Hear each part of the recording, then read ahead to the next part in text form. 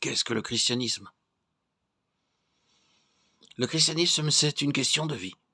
Si vous êtes chrétien, alors vous possédez une vie nouvelle. Et quand vous décidez de quelque chose, ce n'est pas la peine de vous demander si ce serait bien ou mal. Vous devez vous demander, si je fais ceci, ma vie intérieure en sera-t-elle affectée? Comment cette vie intérieure réagira-t-elle à tout cela?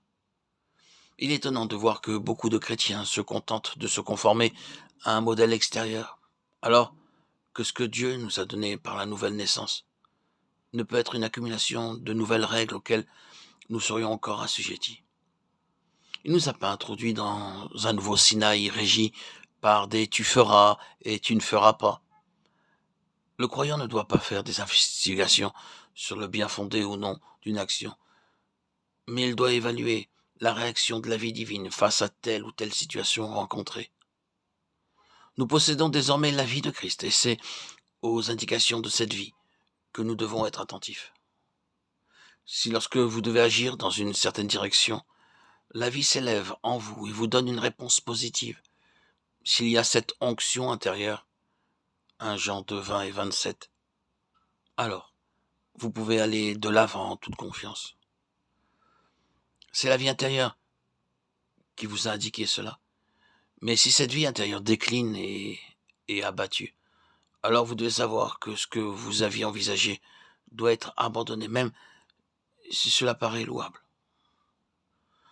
Nous savons que les non-chrétiens sont gouvernés par le principe du bien et du mal. Qu'est-ce qui différencierait alors un chrétien d'un non-chrétien si ce même principe les gouvernait tous deux? La parole de Dieu nous montre clairement que le chrétien est contrôlé par la vie de Christ et non par un code d'éthique externe. Il y a quelque chose de vital dans le chrétien qui répond à tout ce qui est de Dieu et qui réagit contre ce qui n'est pas de lui. C'est pourquoi nous devons prendre garde à ces réactions intérieures. Quand le flot de la vie intérieure jaillit en réponse à nos questions, nous devons suivre ce courant. Mais quand il décline, nous devons délaisser cette voie. Nous ne voulons pas être gouvernés par ce qui est externe, ni par les pensées, qu'elles viennent de nous ou des autres.